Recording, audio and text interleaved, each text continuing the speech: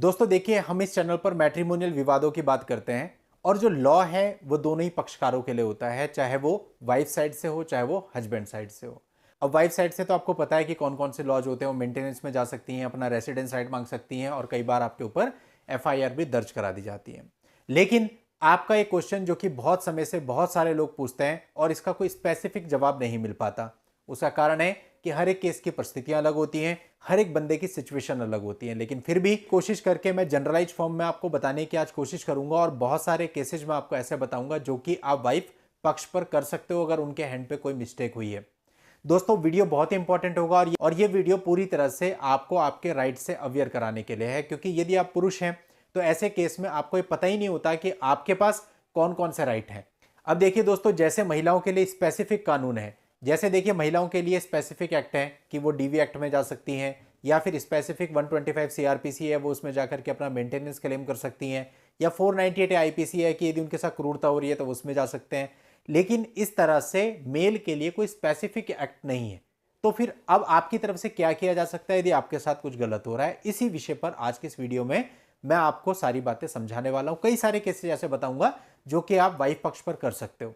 तो चलिए दोस्तों वीडियो को शुरू करते हैं। और आपने अभी तक भी चैनल को सब्सक्राइब नहीं किया है तो चैनल को सब्सक्राइब करके नोटिफिकेशन बेल पर जरूर क्लिक कर लें, ताकि फ्यूचर में जब भी इस प्रकार की वीडियोज मैं आप लोगों के लिए लेकर के आऊं तो उसकी जानकारी आपको सबसे पहले मिले। तो चलिए दोस्तों बात करते हैं। देखिए, जब वाइफ आपके घर पे रहती है, डिस्प्यूट्स होते हैं, तो जाहिर सी बात है दोनों ही तरफ से कुछ ना कुछ होता है। लाइक आपके बीच में और वाइफ के बीच में डिस्प्यूट है, या आपकी मदर और आपकी वाइफ के बीच में डिस्प्यूट है, या किसी और फैमिली मेंबर्स के साथ वाइफ के डिस्प्यूट है। तो ऐसा तो होता नहीं कि ताली एक हाथ से बजती है। यदि हो सकता है आपने वाइफ को परेशान किया हो तो यह भी पूरी पूरी संभावना है कि वाइफ ने भी आपको परेशान किया हो। और बहुत सारी बार तो ऐसा भी होता है कि वाइफ की तरफ से जो आपकी मदर हैं या और लोग हैं उनके ऊपर टॉर्चर किया जाता है, उनको धमकियां दी जाती है और कई बार तो शारीरिक हिंसा भी की जाती है। तो ऐसे केस में आपकी मदर को यह राइट है कि वो डीवी एक्ट का सहारा ले सकती हैं। वो डीवी एक्ट में जा सकती हैं। क्रूरता के यदि प्रूफ है आपके पास वो लगा सकते हैं आप। यदि ऑडियो रिकॉर्डिंग है, वीडियो रिकॉर्डिंग है, या फिर कभी मदर को चोट लग गई है और उसका आपने कोई मेडिकल कराया है या ट्रीटमेंट कराया है, उन सब की आपके पास रिपोर्ट्स है या और किसी भी प्रकार की एविडेंस है, तो उन सारे एविडेंसेस को आधार बना के, जितनी पूर्व में घटना हुई है जिनको आप साबित कर सकते हैं उनको आधार बना के आप डीवी एक्ट के अंतर्गत जा सकते हैं। क्योंकि डीवी एक्ट हर महिला को अधिकार देता है कि यदि उसके साथ मानसिक या शारीरिक क्रूरता हुई है तो वो उस एक्ट में जाकर के रिस्ट्रेनिंग ऑर्डर भी ले सकती है और सामने वाले से कंपनसेशन भी क्लेम किया जा सकता है। तो आप मदर की तरफ से डीवी का एक्ट डलवा सकते हैं। यदि आपकी कोई अनमैरिड सिस्टर है जो कि सेम घर में निवास कर रही थी जिस घर में आपकी पत्नी निवास कर रही थी, तो वो सिस्टर को भी ये सेम राइट प्राप्त होता है। यदि उसके साथ भी गलत हुआ है, सिस्टर का नाम अनावश्यक रूप से कहीं फंसाया जा रहा है या बिना मतलब के उसको परेशान किया जा रहा है, कई बार होता है सिस्टर पढ़ाई में होती है, कई बार होता है उसकी शादी होने वाली होती है, उसका नाम मुकदमों में इन्वॉल्व कर दे, तो ऐसे में आपकी सिस्टर के पास भी ये राइट है कि वो भी डीवी एक्ट के अंतर्गत जाके अपने साथ हुई मानसिक व शारीरिक क्रूरता के लिए आपकी वाइफ पर केस कर सकती है। दूसरी चीज दोस्तों आती है डिफेमेशन। डिफेमेशन दो तरह का होता है, क्रिमिनल और सिविल। हम यहाँ पर क्रिमिनल की बात कर रहे हैं, यानी 499 ऑफ आईपीसी की।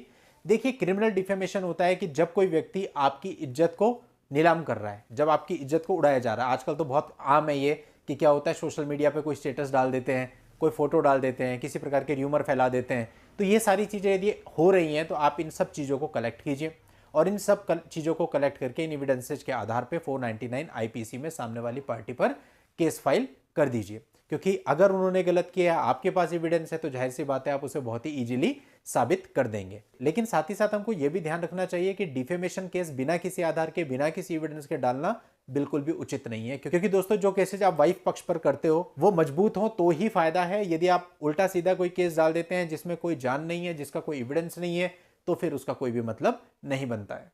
तीसरा केस दोस्तों होता है परजुरी। जैसे कि आपकी वाइफ मेंटेनेंस के केस में या 498 के केस में कोई ऐसी चीज लेकर के आती है जो कि झूठी है और उस झूठ को आप प्राइमा फेसिया साबित कर सकते हो, तो ऐसे केस में आप 340 सीआरपीसी में जाकर के वाइफ पर एक क्रिमिनल केस दर्ज करा सकते हैं। लेकिन यहां पर यह बहुत जरूरी है कि जो साक्ष्य उसने दिए हैं वो झूठे हों, साक्ष्य गढ़े हों, या चीजों को माननीय न्यायालय से छुपाया हो या गलत तरीके से रिप्रेजेंट किया हो, ये सब चीजें आप साबित कर सकते हैं। केवल कहने से नहीं होगा। फॉर एग्जाम्पल, उसने अपनी मेंटेनेंस की पिटीशन में 10-12 पैराग्राफ लिखे और आपके अकॉर्डिंग वो सारे गलत है, क्योंकि आपको पता है कि हाँ गलत है, आप कह रहे हैं गलत है। तो इस तरह से आप इस केस में नहीं जा सकते हैं, क्योंकि तो आप कह रहे हैं कि गलत है, कोर्ट कैसे मान लेगा गलत है? तो आपको साबित करना पड़ेगा ना। यदि उसने कोई स्टेटमेंट लिखी है अपनी पिटीशन में और आपके पास कोई एविडेंस है कि उसने गलत लिखी है, only then you can go. Otherwise इसका कोई खास बेनिफिट आपको फिर नहीं मिलने वाला, या तो एडमिट ही नहीं होगा या फिर एडमिट होने के बाद में खारिज हो जाएगा, तो केवल wastage of time and money है। लेकिन अगर आपके पास प्रॉपर एविडेंस है कि वाइफ कह रही है कि मैं कहीं काम नहीं कर रही हूं, लेकिन आपके पास उसकी सैलरी स्लिप है करंट की, आपके पास उसकी बैंक स्टेटमेंट है, मतलब ऐसा फैक्ट है जो बिल्कुल क्लियरली प्राइमा फेसिया साबित करता है कि इसकी स्टेटमेंट रॉन्ग है, तो आप 340 सीआरपीसी में जाकर उस पर परजुरी का केस कर सकते हैं। अब दोस्तों बहुत सारे मामलों में यह भी देखा गया है जहां पर पति और उसके घर वाले कहते हैं कि पत्नी जिस दिन घर से गई थी उस दिन वो सारा सामान लेकर के चली गई, और बाद में जब तलाशी ली जाती है तो पता चलता है कि उस सामान में से उनका भी कुछ सामान मिसिंग था। और यह भी खाली कहने से नहीं होगा, आपके पास इसका एविडेंस होना चाहिए कि भाई मेरा ये सामान यहाँ पे रखा था और इतना सामान ले गई। तो इसके लिए जरूरी यह है कि जब वो गई और आपको उसका पता चला कि आपका सामान मिसिंग है, उसी समय पर आप एक रिपोर्ट दर्ज करा दें कि भाई ये गई थी और सामान ले गई। अब ऐसा नहीं है कि 6 महीने बाद आपको होश आ रहा है, फिर 6 महीने बाद आप सोच रहे हो मैं रिपोर्ट दर्ज करा दूं या मामला कर दूं, तो इस तरह से आपका मामला नहीं चलने। जो क्रिमिनल ऑफेंस होते हैं उसकी रिपोर्ट जो होती है वो सेम समय पे ही होनी चाहिए। अब वाइफ तो गई 1 साल पहले, 1 साल बाद आप सोच रहे हैं मैं 406 का मुकदमा डालूं, तो नहीं डलेगा। अब डाल सकते हैं, आपके पास भी राइट है क्रिमिनल ब्रीच ऑफ ट्रस्ट में जाने का, लेकिन सही समय पर। जब वो गई, आपने देखा कि भाई मेरा सामान मिसिंग है, आप तुरंत पुलिस स्टेशन गए, आपने वहां पे कंप्लेंट रिसीव कराई, एफआईआर दर्ज उन्होंने करी या नहीं करी वो उनके ऊपर है, और अगर नहीं करी तो उस केस में आपने कोर्ट में केस फाइल कर दिया, तो हो सकता है। इसके अलावा दोस्तों बहुत से मामलों में होता है जहां पर लड़की वाले अपनी पिटीशन में बिल्कुल क्लियर लिखवाते हैं कि हमने इतना दहेज दिया। अब जैसे कि आपको पता है कि डाउरी प्रोहिबिशन एक्ट के अंतर्गत दहेज लेना भी अपराध है और दहेज देना भी अपराध है। तो यहां पर कई सारे लोगों के क्वेश्चन आते हैं कि सर क्या हम ये केस कर सकते हैं इनके ऊपर डाउरी प्रोहिबिशन एक्ट में जाकर के?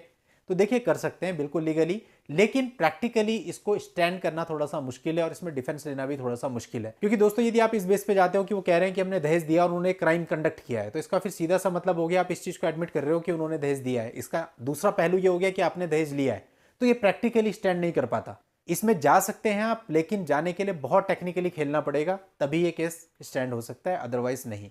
बहुत सारे लोग YouTube पर वीडियोस देखकर या फिर गूगल में से जानकारी लेकर इस प्रकार की गलतियां कर रहे हैं, जो उल्टे सीधे काउंटर केसेस डालते हैं जिनका कोई आधार नहीं है, बाद में वो खारिज हो जाते हैं या फिर अपने को ही उससे नुकसान उठाना पड़ता है। तो ऐसा आपको बिल्कुल नहीं करना। इसलिए मेरी कोशिश है इस वीडियो में कि मैं आपको काउंटर केसेस बताने के साथ साथ उसके नेगेटिव पॉइंट भी बताऊं कि कब आपके लिए पॉजिटिव रहेगा, कब नेगेटिव रहेगा, ताकि आप खाली वीडियो देख करके जाने की कोशिश ना करो, बल्कि उन चीजों को पहले हैंडल करो, उसके बाद ही आप कोई केस अपनी वाइफ पर दर्ज कराओ। इसके अलावा दोस्तों एक मामला आता है 494 और 495 का, यानी कि जहां पर आपकी पत्नी बिना डाइवोर्स के दूसरी शादी कर लेती है, या जहां पर आपको पता चलता है कि आपकी वाइफ ने पहले से शादी की हुई थी, आपको उसने अनमैरिड बताया और फिर आपसे दूसरी मैरिज कर ली। तो यहां पर 495 और 420 दोनों केसेस बनते हैं। तो 494 एक संगीन धारा होती है जिसमें 7 वर्ष तक की सजा हो सकती है। 495 भी संगीन धारा होती है, 420 भी।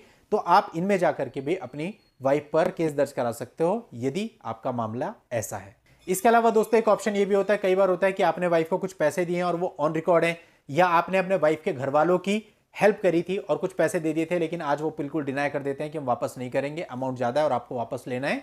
तो इसके लिए आप रिकवरी सूट में भी जा सकते हो, सिविल का एक रिकवरी सूट फाइल कर सकते हो कि मैंने इतना पैसा इनको ऑन रिकॉर्ड दिया था, इस चीज के लिए दिया था और आज ये लोग मुझे वापस करने से मना कर रहे हैं। इसके अलावा दोस्तों यदि वाइफ ने अपने परिवार के साथ मिलकर आपके साथ कोई अभद्रता की है, किसी प्रकार की मारपिटाई कर दी है, किसी प्रकार की गाली गलौज कर दी है या कुछ और घटना कारित हुई है, तो उन सारी घटनाओं के लिए भी आप एक क्रिमिनल केस अंडर सेक्शन 323, गंभीर चोट है तो 325, 326 और इसके अलावा 504, 506 और इसके अलावा जो भी और ऑफेंस हो उनके अकॉर्डिंग सेक्शंस में जाकर के कर सकते हैं। और ये सारी चीजें आपको करनी चाहिए। आज के समय पे अगर आप नहीं करते हो, अपनी तरफ से आप कोई एक्शन नहीं लेते हो, तो आपको कोई रेमेडी नहीं मिलती, आपको कई कई सालों तक सफर होना पड़ता है और बाद में सारे ऑप्शन खत्म हो जाते हैं, क्योंकि ये सारी चीजें आप केवल तभी कर सकते हो जब ये घटनाएं कारित हुई हैं। ऐसा नहीं है कि घटनाएं कारित आज हो रही हैं और आप 2 साल के बाद सोच रहे हैं मैं काउंटर केस कर दूंगा, तो बहुत ही मुश्किल है। नहीं